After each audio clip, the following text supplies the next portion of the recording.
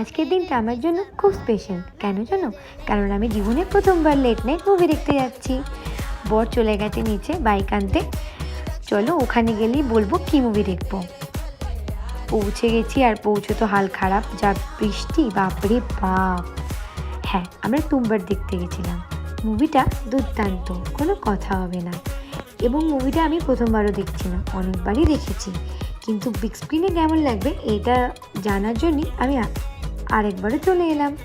মুভিটা তোমরা সবাই দেখো, সত্যি বলছি মাস্টারপিস মুভি। এই মুভি বাদ দিলে যে কী বাদ চলে যাবে, তাছাড়া টুম্বার 2 আসছে। যাই হোক, মুভি দেখা শেষ, এখন আমরা বাড়ি যাচ্ছি। অনেকটা রাতও হয়ে গেছে, কিন্তু যা বৃষ্টি বাইরে, বলতে বলতে ঠিক তাই, প্রচণ্ড বৃষ্টি। এখন ভিজে কাকের মতো হয়ে তারপরে বাড়ি যেতে হবে। বাইক নিয়ে এসেছি তো বৃষ্টিতে একটু ভেজাও হয়ে গেল। Good night.